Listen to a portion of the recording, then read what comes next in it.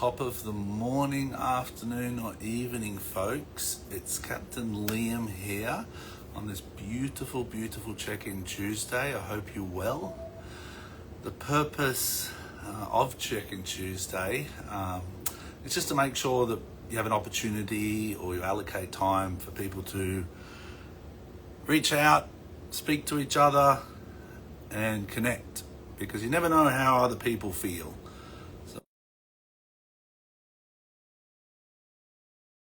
And Scott, I'll send some invitations out, but I hope everyone's well. If you want to drop some questions in the comment today, we're going to be talking about embodied wellness.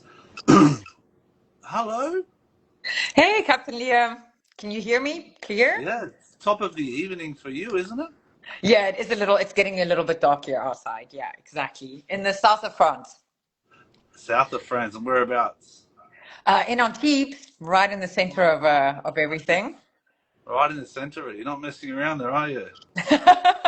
No. We're going to try and get Alicia, so bear with me. I'm going to try and accept these invitations. But Go for it. tell us a little bit about yourself while I work on that. Whereabouts are you from? Before that, I read your Okay. bio here.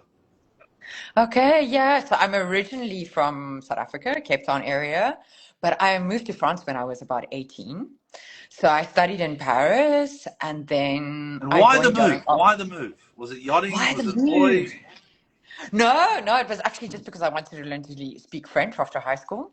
So that was my first step. And then I still wanted to travel a lot. I didn't feel like studying any further after I finished my BA, my first BA. So I was like, okay, I want to go. So then I heard about yachting and I was like, oh, this could be fun. And that's how it started.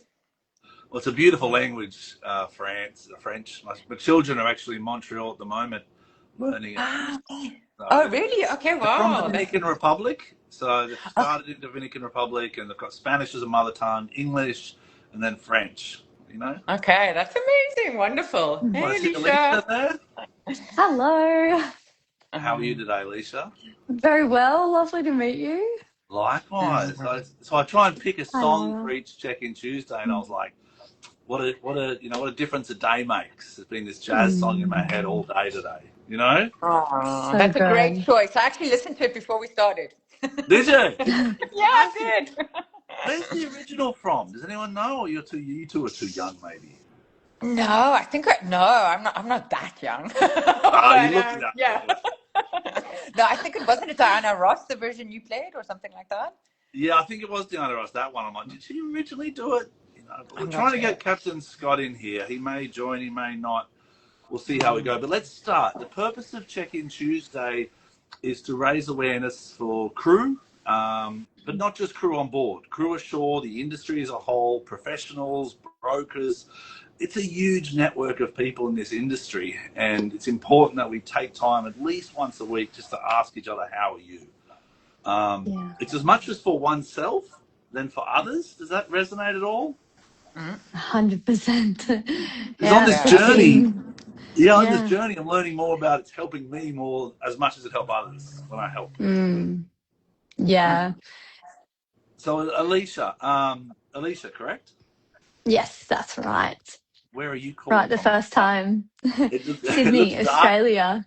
Oh It wow. is nice Oh, and early, 4 a.m. Anything so later is a sleep in, so ready to yeah. go. Well, winners start at 4 o'clock, they say. Exactly right. So whereabouts in Sydney? So I'm Northern Beaches at the moment. We I landed know here Northern. 5, 8 months ago. I It's know Northern beautiful. Beaches very well. Whereabouts in Northern Beaches? Newport. They're fancy. Newport's very fancy. So my father's Yeah, we got from very Zingai. lucky.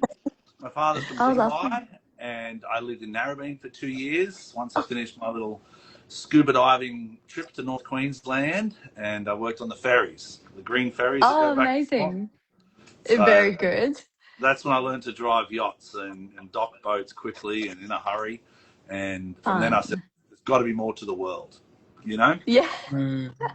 so true, so true. I In also worked on 25 the years. ferries up north and it's fun. I really Oh, like the ferries. whereabouts? Up The north. Whitsundays to and from Hamilton Island and Hayman Island to Coral Wow. Sea Marina. Sorry about this, Lara. This is really, I know it's No, not I'm really, loving it. It's very I'm like niche. It's into very niche. it's kind of exciting. Yeah, I bought a house in Yeah. Embodied years ago with the vision of turning into a crew house for Oh, education. yeah. And that was like 20 years ago, and it never really took off Australian super Amazing. industry until now. It's really changing. Yeah. You were ahead of it. Yeah, too early, I think. I sold it in the end Yeah. and traveled the world. Anyway, Yeah. tell me, let's start with Lara. What Mm. is embodied wellness? Because even I'm scratching my head going, this sounds like it's good. Yeah, it's a big buzzword, right? And it's quite layered, I think, in many different ways. But just to start, so even somatic is quite a difficult word for people to grasp. So somatic means like soma comes of the body. So I'm Okay. a somatic relationship coach, meaning that I work through relationship coaching through a somatic lens. So, meaning it's body based and nervous system orientated, and it's also experiential. So, in all my coaching, there's always something that brings you back to your body and and we don't just talk about things, we practice things in my coaching. Okay, so it's really like experiential, meaning there's experiences involved in the way I coach. But I think for me, embodied wellness in the context of yachting, if I really had to break it down, there's the big umbrella term that me and Alicia spoke about actually, more that embodied wellness embodies so many different things, right? It's like all encompassing. But I think from a from a embodied perspective as a coach, I would say it's really for me staying connected to yourself in high performance environments and in your relationships while you are out in the world navigating whatever it is you're going through. It's managing to stay connected to your body, your signals, and trying not to self abandon basically while you're in these situations, and staying Oh, connected to your body. I Yeah. think it's what everyone needs. I think. I mean, because like for example, I went down this yoga path, and it was not doing yoga; it was being yoga. And I Mm. like it. that kind of Yeah. resonates with what you're saying. It's not so much the act of something to find Mm. wellness; it's looking further within and grounding yourself. Is that correct? Mm. Yeah, exactly. It's really like that. I think it's kind of contrary to belief, but you can do yoga and not be connected to your body at all, right? Yeah. Mm. Yeah. So yeah, exactly. So it's in the work I do, you call it interoceptive awareness. So it's like creating a relationship to your body's internal cues and signals, you know? So that would kind of be like, I don't know, like I'll be really simple. I'm feeling like a little bit angry, like there's like an irritation, there's like some kind of heat in my body. I'm hungry, right? So it's like those signals and cues often get overridden in high performance environments. So we tend to disconnect from our signals and our bodily responses when we are in high performance environments. And that's why we're cultivating the relationship with our bodily cues when we work with body-based work. In a Understood. nutshell. We've just got a cool guy in the car show up on the screen. Ah. That's Hi. Captain Hey guys, Scott. How are you, how's Captain? everybody? Oh, I'm doing well, doing well. You Beautiful busy? sunny day. Yeah, you busy? Where are you, Florida these days? Yeah, in Florida, headed to the Bahamas on Sunday. Okay. Well, Very we're cool. getting into embodied wellness and grounding, and it's something that resonates with you on my journey. And Excellent, Captain Scott gives excellent. me great brief work every couple of days. Oh, Nice. wonderful. Hi, Captain Scott. Hi guys. Hello, Yeah, hello. love the breath work, love the grounding, love all of it, man. It really helps. Mm. Helps me a Oh, lot. wonderful. Yeah. Especially in busy days. And Alicia, on to you. It's pretty easy to ground yourself with such a beautiful spot as Newport, Australia. Yeah. That's why you're radiating so much positivity and goodness, I guess. But what's Mm. your kind of go-tos when you talk about how did you start your journey in this space? Yeah, Mm. I think going off the back of what Lara said about embodied wellness as a whole, I think it was discovering that initially that there was a bit of a dynamic there that wasn't coming together. I wasn't embodied within myself, like grounded within myself. And when you get on board, excuse me, like Lara said, it's so hard to do that because so much is fighting for your attention. And I guess that's where I started, I guess, feeling this disconnect to myself. And over time, that takes its toll. So, you know, that you got to come up with ways on board to really tap into yourself and go, okay, my health and my personal well-being is a priority. So it was really starting there, actually questioning, oh, okay, something feels disconnected here. Let's start there. Yeah, which most good views in terms of, you know, mountaintops or psychologically comes from challenges, deep valleys. You Yeah. know what I mean? If that makes any sense. Yes. And I think the industry So really true. does create that challenge because of the stress. It's like I had a client reach out the other day and said, "Oh, the crew will stay, or the crew will do this," and I'm like, you know, the crew are individuals, and although we work as a team, you cannot, you know, portray that type of pressure or responsibility on an individual, on a crew member to stay or to go or to anything. You have to, Yes. you know, you have to treat them with respect as individuals, and they have the right to choose. And that's where I think the industry goes wrong, is the captain thinks he controls the crew. No, where a good leader lets the crew blossom. And that's the challenge here. And that's why I'm embarking on this journey. But Captain Scott, you're one of those great leaders in the industry.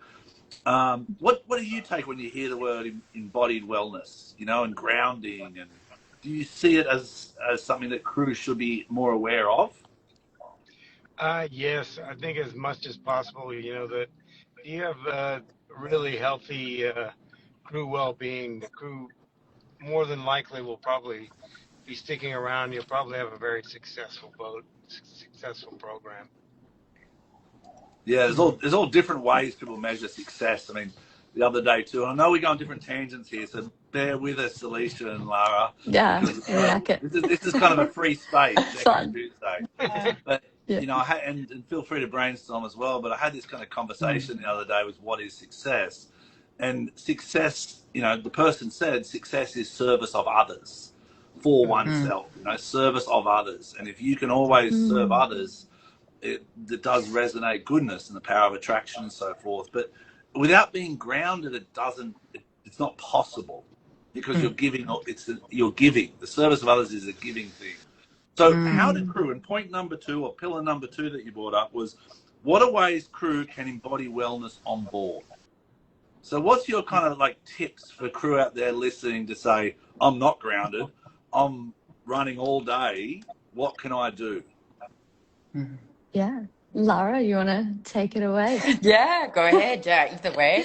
Yeah, I think for me, it's building like awareness once again of our inner landscape. And I think to piggyback just on what you said, for me, I think success is also like relational sustainability on board.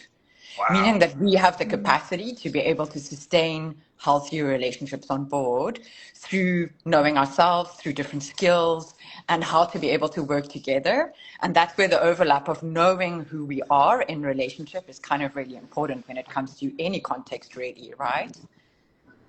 Then how do we do Yeah. that? How do we know who? Give me 1 second. Continue No, to go for it. talk. No worries. Continue to talk, because I'm getting into the prompt world lately. Example. Example. Nam from snow. Okay. That's a lovely book that only probably Alicia knows, Captain Scott. It's a great Australian story. Oh, yes. I love that. Okay. Oh, yeah. But the second book is this one. Okay, mental Mental health. Health good. Handbook. Oh, And I was given this recently, and I haven't started it because I do love challenges, but you know, it's like the courage to start is the hardest. So Yeah, it is. and Yeah, the same it with you, is. Lara. How do you start that personal journey? I mean, I've got the book. I've just got to open it. And I think there is no easy answer because I think it's different for everybody. But I think for me, it was really the quest of like, I really wanted to have more sustainable relationships. And I don't think I had the best kind of understanding of what relationships were about and how it worked. I also coach people in intimate relationships, so couples. So really just understanding that. And I think for me, it was like, I just didn't feel it didn't need to be so hard, you know? So it was really a deep dive for me. And I think the somatic element kind of came from the reactions I had that I didn't really know where they came from and why they were that way, right? like Okay. shutdown, or like having a sensitivity to feedback, or feeling like very overwhelmed, or maybe snapping at people because I was a recovering people pleaser, right? So it's Yeah. all of these things that we start to understand about ourselves, like in the context of therapy with Alicia, where you understand more of the story and the cognitive processing. And I kind of work with the bodily signals, right? So I can give you a concrete example. If you're like docking the boat and you have two deckhands on either side, like starboard and port side, and you say lines now, and you say it in a very authoritarian way, and it's like very straight, one person's going to be like very active, and the other person is going to be like, wow, why is he shouting at me? Like, I'm like, so your stimulus kicks in, and you're like, is he being rude? Like, is he angry with me? And then like your nervous system response can take over, and either you can completely shut down and not be reactive anymore, or you can kind of fight back and get a little bit angry and a little bit snooty about it, right? And here the other person is living a totally different experience, right? He's just Yeah. doing what you said and took it as a command and didn't interpret it in any specific way. But the other person saw it as like a perceived threat. So that's the way, like, we kind of hone in on these ways your body kind of reacts in these very fast ways.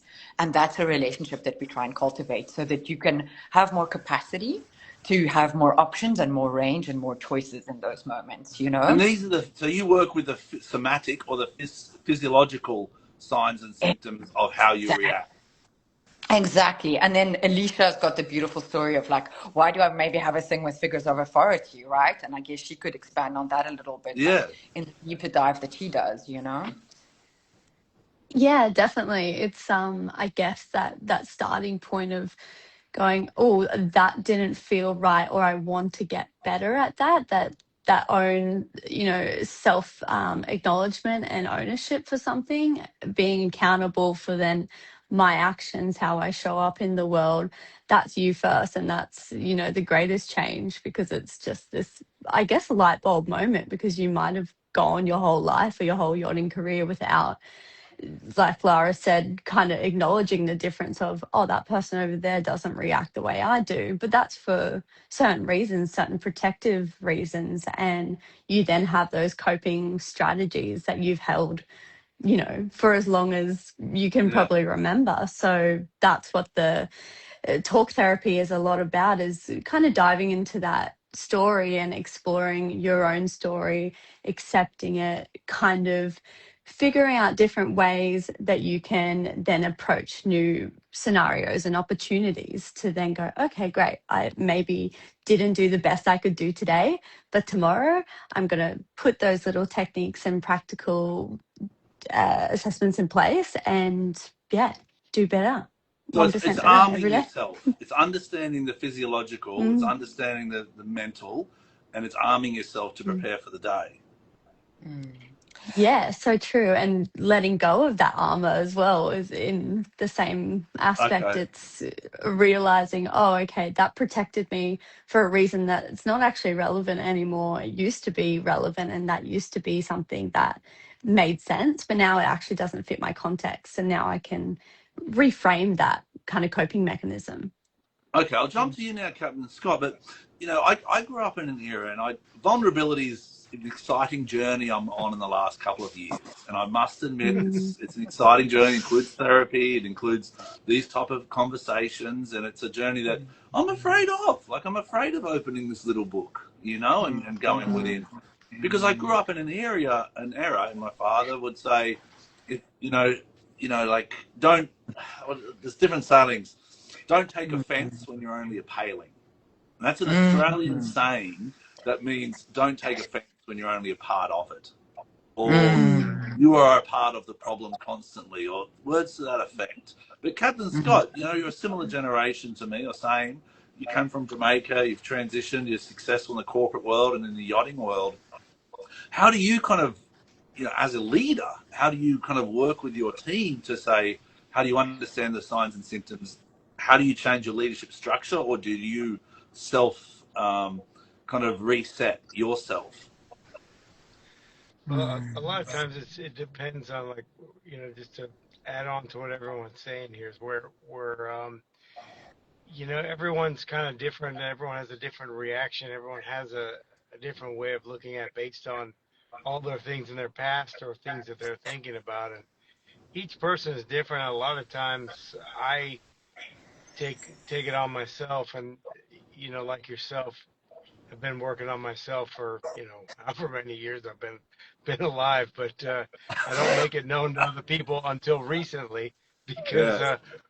us men are not allowed to talk about it because it's a sign of weakness or whatever. Yeah. But I'm an open book or whatever. So each person, I take it upon myself to kind of try to make that connection and try to figure out how I can do better in providing them the tools they need to be successful. Because I know a lot of times there's things that I'm doing or not doing or knowingly or unknowingly are affecting them. So, you can't, you're going to miss a lot of stuff, but there's where the check-in and stuff with each person kind of is really helpful. You have to kind of do it every so often, daily, weekly, just to make sure that person you're on the same page, really. Because when we're all out of sync or certain people are out of sync, you can kind of feel it before you know it. Well, my Yeah. wife definitely feels it with me. She's like, go for a walk, or listen to your book, or go for a walk. Because I have that. Sometimes I have too strong of a coffee in the morning, and that's why I get into the tea. About 10 o'clock, I start drinking my tea because the coffee caffeine kicks in. But you talk, in this business, Captain and I are responsible for safety, are responsible for the success of the team. We're also responsible for the standard and the guest, experience. And sometimes that's the number one responsibility we have as captains, is the guest experience. So we want to talk about the pillar number 3, which is safety and coping and capacity and embodied trust. How do we therefore balance that with a client expecting so much, with a captain expecting so much? And this is a bit of a reach out to the crew. How do we give them the tools to deal with that safety aspect and the coping and capacity? Either one. Yeah. Okay. Yeah, go ahead, Laura, if you like. Okay, me first. Okay, cool. Yeah. So just Sorry.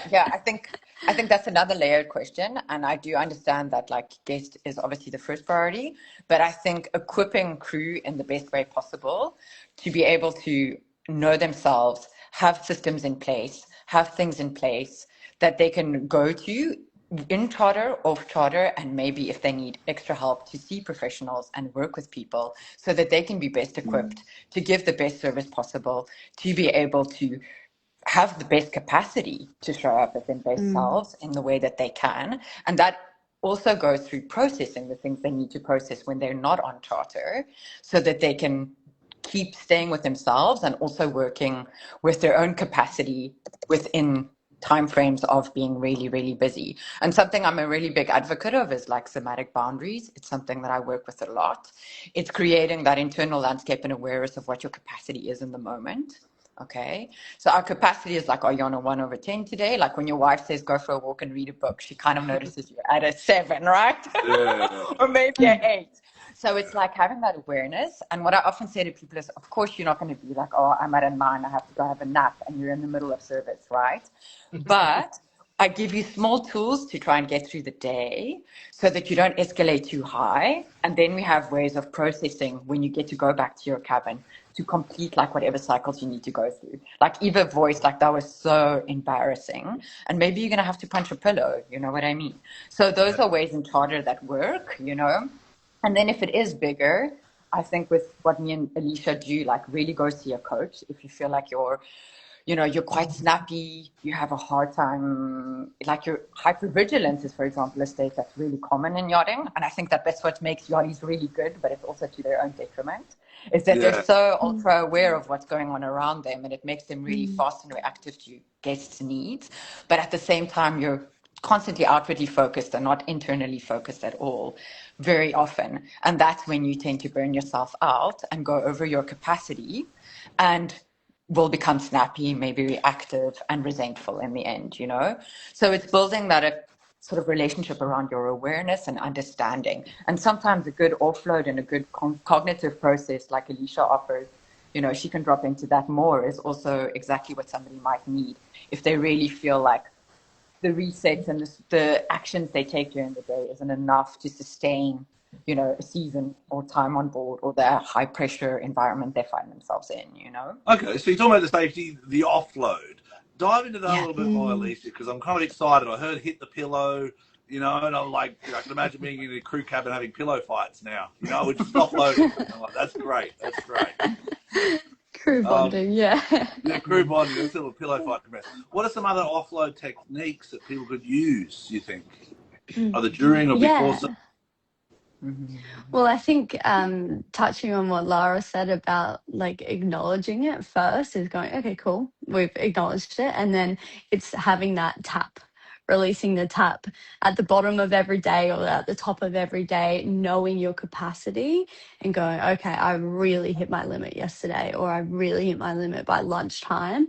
Let's take a beat and release the tap a little bit. So that could be, you know, grounding exercises. It could be box breathing. It could even be speaking to your mind as a different name and actually acknowledging the thoughts that are coming up and going, they're not me, or they're not helpful right now. You know, whoever you want to name your mind, Cheryl or Dave or whoever, and saying, Dave, not right now, because you can, and having that grounding technique to then go on with your day, continue lunch service, go back to the guest and let them know that their request has been denied or something like that. So it's taking a pause. Yeah, grounding. Taking a pause. And I like the psychology of naming your name. It's taking the person out of the problem. You're not the problem. You're in a situation, and let's just third party this or take a helicopter view at this and then reapproach. Yeah. Is that kind of what you're saying? Yeah, definitely. And I think it's separate. It's definitely separate to, you know, disassociating from your body. It's just acknowledging those things that aren't actually helpful right now. You know, like those thoughts that come in, and you might have a really high stress level that day, and those thoughts are just like teetering on the surface. That's all you're thinking about. Whereas if you tap back into what's actually happening, like I can give an example of a grounding technique would be the 5-4-3-2-1 method, and it's coming back to the present moment, coming back to self and your body as well. So that's 5 things you can see, so you can look around and kind of come back, and you might even be done then. 5 things you see and you're like, cool, I'm back to me, I'm back to my center, I know my values, and I can then move forward. And then you've got 4 things that you can hear. So you're really into the moment now. If you want to take a moment and listen to 4 things that you can hear. And then it's 3 things you can touch. So that friction between your hands, the warmth, on the back of your legs, sitting on whatever texture seat you're on. That's 3 things you can touch. 2 things that you can, what's the next one? Smell. And I'm not very good at smell for some reason. Take a moment. I miss it at smell. But then 1 thing I you can can smell my taste. tea. So, Yeah. there you go. Cheers. Perfect. And then all of a sudden you've actually tapped into your breath, you've tapped into the present moment, you've tapped into your body and what's actually happening, instead of talking to Dave over here that's saying, you're not good at your job, or this always happens to you, or whatever those reoccurring thought patterns are. Okay, and what was the one? Did we get down to 1? Taste. Taste. I was smelling my lemon ginger tea and I was like, I was in a different world for a second. Yeah. Perfect. So it worked. It worked.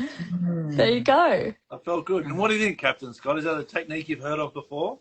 No, but Dave's not upset anymore. Good stuff. Savvy. No, that's great, because I know I've done similar kind of things like after breath work and stuff, where I go for a walk, and there was someone that I was listening to that said, hey, just pick out something that you can see differently on your walk.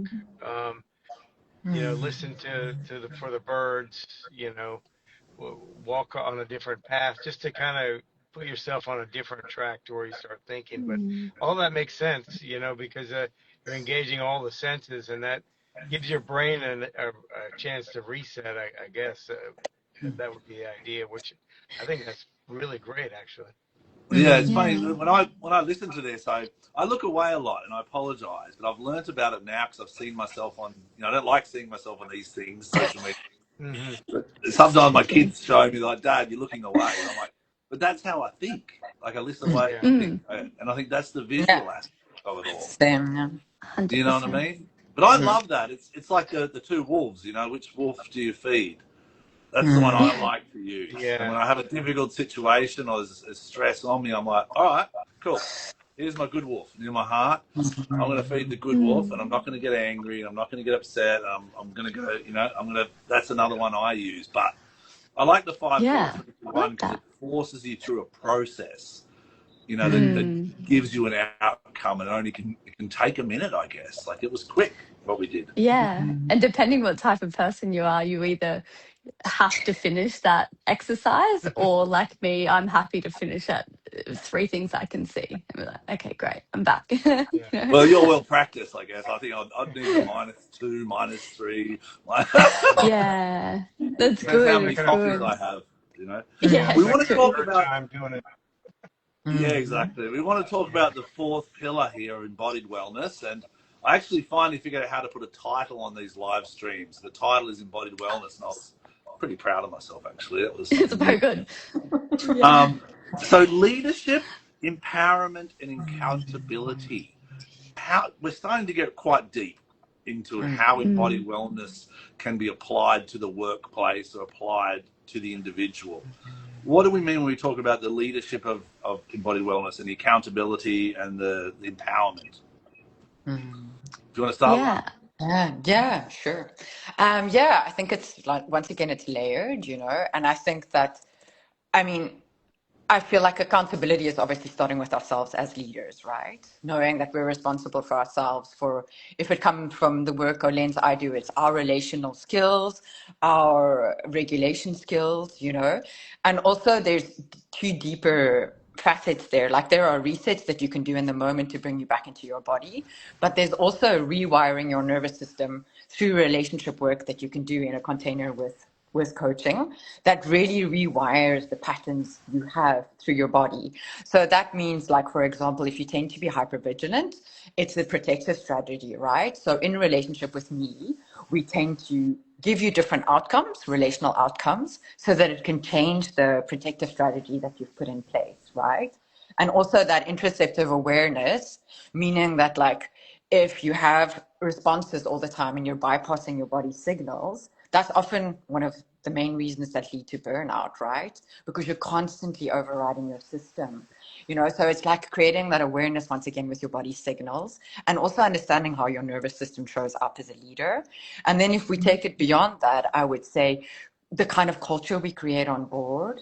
And that's very vast, like including mental health packages, practices, offerings that we can maybe give crew, and not just like the traditional offerings that we give to crew. I think, that are mandatory, like being a barista or all of those things really matter, I think, just as much, because it also plays in on longevity when you have more capacity to be able to work together better.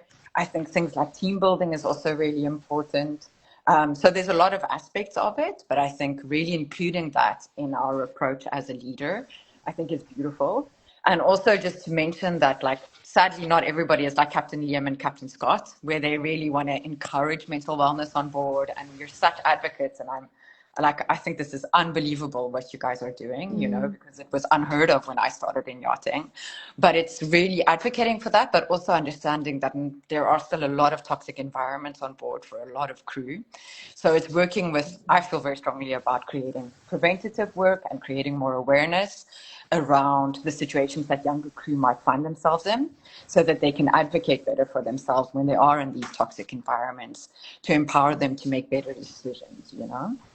So I feel like that's really important. Mm. Yeah, Yeah. very true, and Mm. I appreciate the gratitude. But I'm blessed to meet Captain Scott, and I think, it's hard because like we're trying to grow, we're trying to learn individually, we're trying to make a positive impact, but it doesn't mean like on Unbridled that everyone's doing yoga at 6 in the morning or everyone's, you know what I mean, going for the walk. Mm. it feels like I'm still trying to do it alone. So, Yeah. but that's part of leadership. Sometimes you got to walk off in a direction and just turn around and go, "Come on, guys, there's a part of this that we want to pick up." Like we want. Yeah. I want to add on to Yeah. your skills that you can be better. But how do we measure that? Because crew don't give feedback a lot of times. Is that Captain Scott? Is that correct? Yeah, and a lot of times, even if you ask, you don't get the full story, or you don't get anything. They just say everything's Mm, fine, but they're telling a few other people on board that things are not fine, but maybe they're not telling Mm. you, or maybe they're keeping it to mm, themselves. It's really you really have to just kind of sometimes you have to just ask make sure that they know that they're in a safe place to where they can share, and it's between you and them, and that's pretty difficult. Some people still don't want to share that, and that's okay. That's their personal, mm, that's Choice. them. There's a lot of things that I choose not to share and stuff like that as well. A lot of times I just feel like that's something I have to work out on my own. I shouldn't burden anybody else with that because they may not be able to help me. It's something that I have to kind of get through Mm. to get through that. But it's really can be difficult sometimes, but you have to take it with a grain of salt. That we have to really deal with the big picture, what's going to be the best, safest strategy for Mm. everyone. mm, And sometimes there's a lot of people fall by the wayside as collateral damage, whether it's intentional or not by us, because we have our job to do. But not to say we don't put the people first, but sometimes unknowingly that's a part of the collateral damage. Yeah, true. Yeah. So Samantha just joined, who's a wonderful chief steward in Malta. I love it when she joins. She's one of the greatest people I've worked with, and she does mm, embody wellness. She has a lovely Oh. partner, Luan, and she did a lot of yoga work on board. But Mm. you're right, Captain Scott. It's really quite difficult to kind of measure the success of it all, or have the Mm. honest feedback from the crew. But to me, it's just a tool that we're using. Like we've done all these safety courses, we've done all these other stuff and barista courses. How do we get that extra 10%? How do we fulfill the person? And this is a great talk because embodied wellness is, like you're saying, it's that somatic, it's the psychological, it's the grounding that Mm. helps mm. you then prepare for the next step. But back to you, Alicia, how do you see it affecting leadership? Oh, sorry, go on, Lara. Go on, Lara. Oh, no, I mean, I just wanted to add to that, like, I mean, consent is also having the right to say no, right? So that is a consent-based culture. And I think as long as leaders are reading from example to the best of their capacity, that is like the best that they can do, and there's always room for Mm, growth, of course. But we can create options, but we can't force people. And sometimes we need to be collateral damage, maybe to learn something on our own personal journey. And that is going to encourage us to make better decisions in the future and take a look at ourselves if that need be. So it's all part mm. of a bigger project, I would say. But yeah, go ahead, Alicia. Yeah. Yeah, I think directly speaking to that piece about consent and self safety, it depends on your own story and your own what's happened up until this point that makes you feel comfortable to speak to authority or even just speak out about things. And I think as a leadership point of view, it's creating that crew like camaraderie that we feel that we are connected to the people around us, and that might not mean that they know all about everything I've gone through, everything that I'm currently going through, but it's just that safe space to bond and connect and have almost that lever again, that little outlet of, oh, I can just play cards with the crew and then have a nice time, but then having those resources like Lara and myself to have the rest of that outlet, to have that tap to speak to someone and really really go into it in a safe space, and having those leaders advocate for that. Yeah, it's true. I mean, we've actually got 3 people here trying to join, but I think you can only have 4 on the chat on this live Ah, Instagram chat thing. So mm. Terry Jardam, and then there's a Hero Kamur, and then there's a Crybaby. Who knows? Thank you for trying to join. That could be interesting.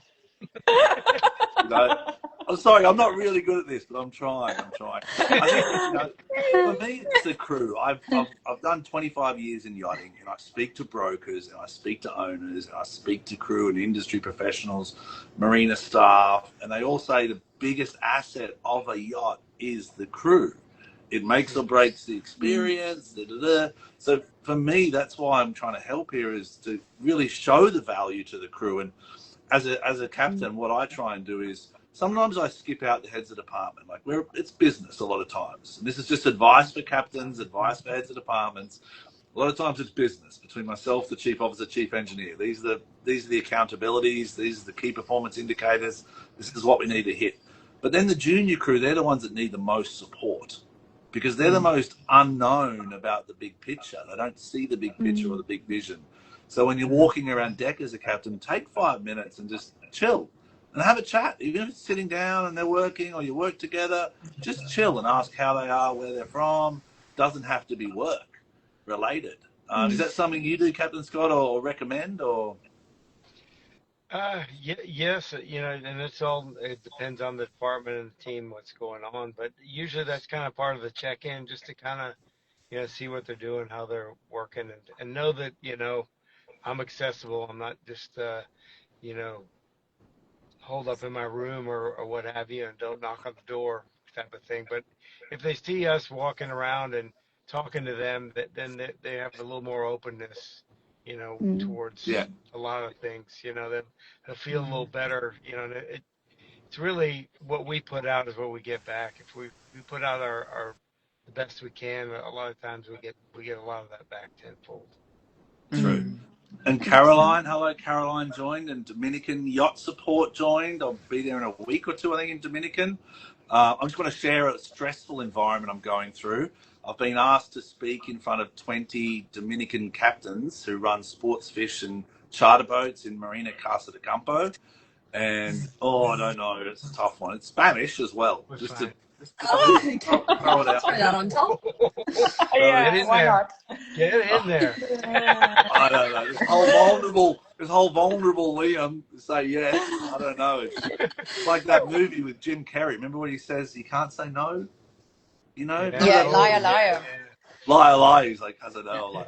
So I said yes, and I want to add value to them, and I want to help them. So, watch that space. But I made a deal. I said, I'll do the conversation with the 20 or 30 captains and marina staff, but I want to clean up a beach the next day. And then they're all like, well, it's a little complicated, Captain. I'm like, I don't know. It's a 50-50 deal here. No, it's not. Yeah. Wow. Good deal. Well done. Good for you. Yeah. Anyway, pillar number 5 we've got.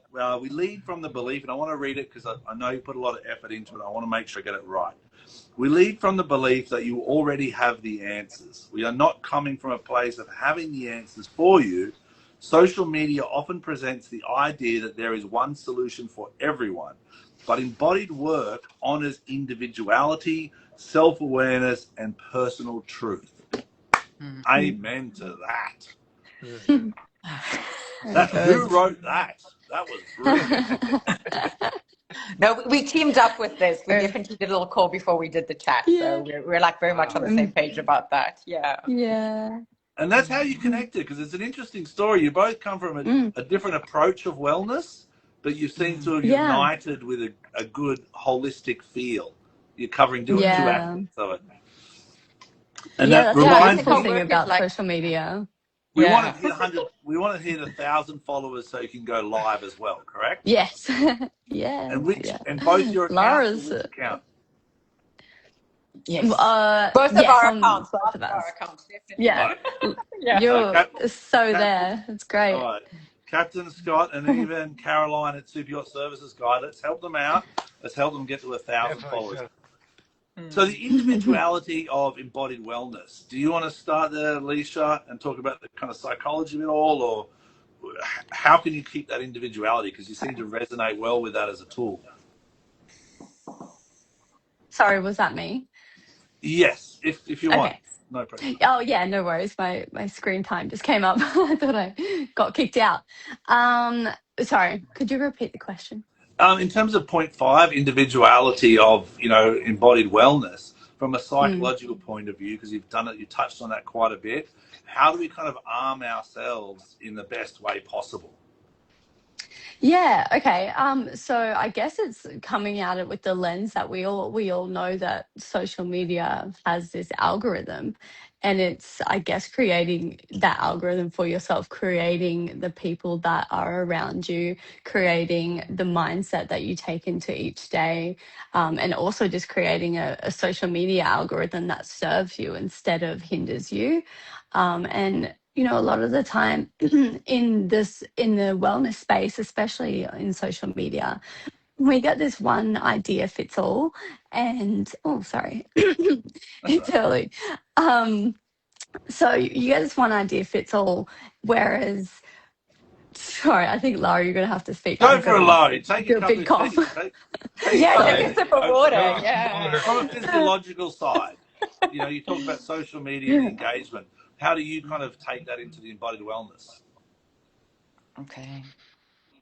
Do you want to keep on going, Alicia, or how are you feeling? Yes. Okay. Good. I'm Yeah. still waking up. I've got the croaky morning voice. So I tell you about the spider Yeah. behind you, though, or There probably is. There honestly is, right? yeah, that shook you out. It's, There is actually one it's right up there. Australia. It's Australia. There's definitely Oh, someone. Anyway, no, go ahead. nothing surprises me now in this apartment. Um, yeah, so coming back to the social media thing and the psychological side of keeping things individual, especially in a therapy space, it's obviously not understanding that one size doesn't fit all, especially in this space, because it's getting to know the client and getting to know yourself. And that's the whole purpose of it. So it's going forth in a way that, okay, cool, let me just tweak my life a little bit, my social media algorithm, the people that I really engage with, the things that I put energy into, and curating that so that it leads you towards a more streamlined life that's in line with your values. And that's something that I really focus on a lot in my work, is value-based work. So knowing your values and leading from that. And that's obviously very individual, because something that's really important to me might not be important to the next person. And creating a life based on those values will be a great guide to, alignment and embodied wellness, I suppose. True. So I'm going to ask you a tough question now. I know we could go on for hours for this. I feel. We talk about the sum Yeah. of you are the sum of the five people around you. You know what I mean? Yes. I get to speak to Captain Scott every Tuesday. I really enjoy it. And the different networks that social media has helped me connect are special to me. But how do you then identify? I don't want to say toxic, but how do you then Mm. identify and minimize the people that aren't bringing you the worth that you want to go forward in a positive way with? How do you just ease the communication? And I don't know. I know it's a tough question. Yeah, I think it's coming from a place of empathy and compassion. Lara and I talked a lot about having a compassion culture on board instead of, I guess, a wellness culture, and trying to be fit and nourish ourselves and have those aspects of wellness really stand out. But it's actually the compassionate piece of, knowing someone or seeing someone as a human, and instead of someone that's flawed or someone that's toxic or something like that, that creates such a divide. And we obviously really face that this day and age. And seeing compassion, seeing someone else as a human that has experienced so many things that we don't understand, coming from that lens can really help. Okay. And yourself, Laura, the individuality of it all? Yeah, I mean, once again, like I just piggyback on what she was saying. I also believe in like empathy, but with boundaries, right? I feel like Mm, relationships won't be sustainable for me if I don't reinforce my boundaries, right? So I'm an mm, empath, and this is one of the hardest things I had to learn, was to kind of know where I can help and where I can't, right? And where I have to kind mm, of like hold myself and where I can come in and actually be of service, you know? So it, once again, always comes back to that thing of knowing yourself. And also I work on communication skills. So if you really want to take distance from somebody, either you can set invisible boundaries by taking distance. And if you need to have a clear conversation, then there are really impactful and empathetic ways that you can say to somebody that, like, this isn't really working for you anymore, right? But once again, embodied communication for me is really coming from a place where you're responding with your whole body. It's like in relationship with your partner, there's a big difference between saying, I'm sorry, like, I'm really sorry, right? That's like a big difference, right? In the way we embody communication.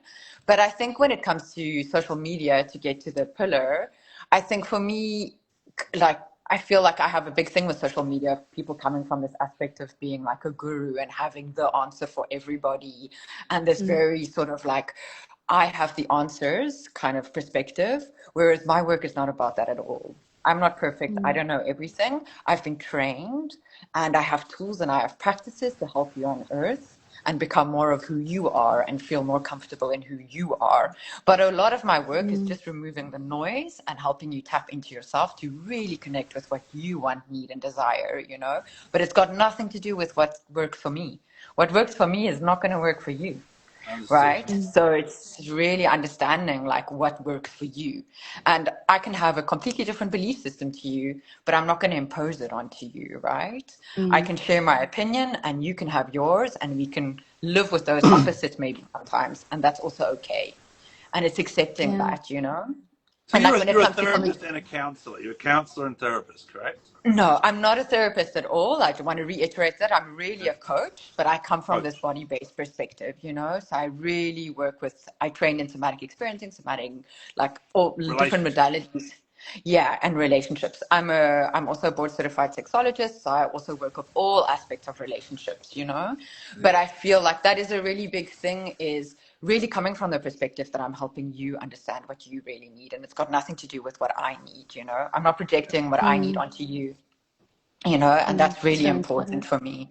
Yeah. So that's a really big part of it. And also, like, I think like safe relationships when it comes to life on board is that we're allowed to say no. And I think I even practice with people, like, we sometimes people need to practice to express themselves and say yes and affirm themselves more, you know, so we can take up even space in the body, and how I work with that in my sessions. And some people have to be comfortable with hearing no. It's very hard for a lot of us to hear no and be disappointed and be comfortable with that, and not go into kind of really negative behavioral patterns where we kind of want to punish the person. You know what I mean? We can still express our feelings, but I think one of the things I practice with people is being comfortable with hearing no and being disappointed by not getting what we want, you know? And I feel like that's also a really big thing in relationships, you know? Yeah. Scott, Captain Scott, this is one hell of a conversation, isn't it? I really feel like I'm on the couch now. Like, I feel like this, I love it. This is right up my alley. Sorry for the humor. I always go back to humor as a. I think that's a Yeah, coping I mechanism. love it. I think it's a coping mechanism, but I'm learning myself. What's your take on it Very all, good. Captain Scott? Have you resonated with this? Well, Like, I mean, yeah, well, Dave's got a lot of work to do. He really does. that's Captain Dave. I'll tell No, you a I quick mean, joke. go ahead, man. No, the joke is the difference between a captain and God. You know the difference between a captain and God? Oh, yeah. God doesn't think he's a captain. Yeah. For all those captains out there, you know.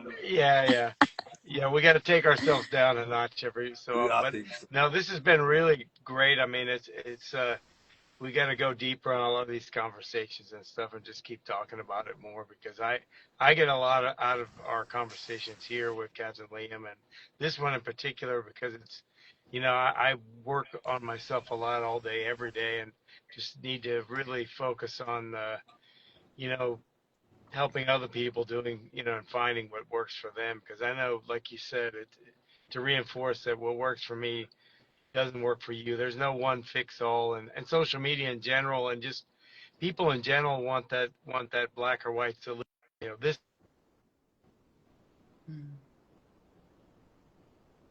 Oh, we lost him, I think. Captain Scott, you there? Okay. There it is. We lost you for a second, Did I lose you Scott. guys for a second? There you go. You went Yeah. into the different matrix. Yeah. No. Yeah. No. Just I just wanted to reiterate you know you know on what I can do to help other people find what works for them, because there's no one fix all. Social media likes to, for everything, is a black and white solution. This works, that doesn't. This does, that doesn't. And humans in general, we're very binary anyway. In our things, it's easy for us to look at stuff in that light rather than looking at all the options.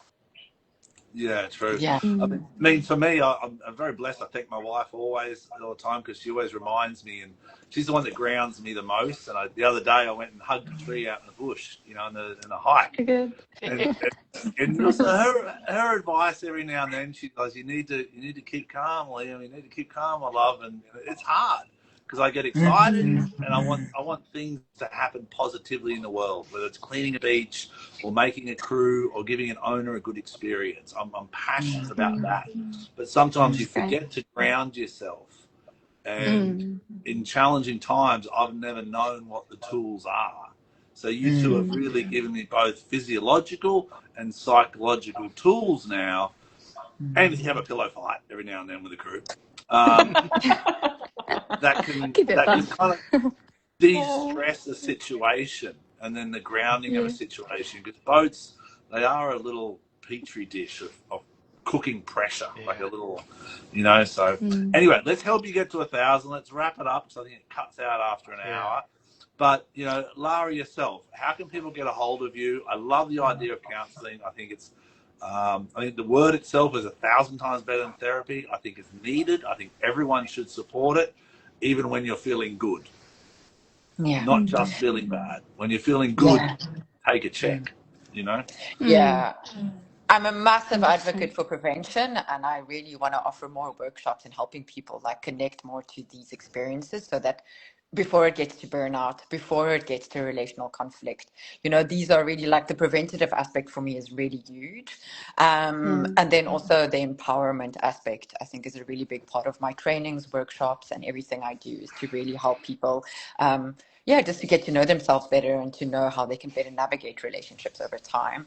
So me and Alicia will also be offering a workshop online so that we can touch more crew. We might even get crew to be in the crew mess and pair up, on a video call where they can do practices with us together in the crew mess if they wanted to. And then I would like to offer more trainings this year around somatic work and really understanding how it can impact yachting. So working with different organisms. But for now, you can reach me on Instagram. I have a link where you can book a 30-minute free session discovery call with me. And over time, there will be more workshops that we can do online. I also work in person with people. So yachting is sort of like a new branch of what I was doing before already, with just all individuals.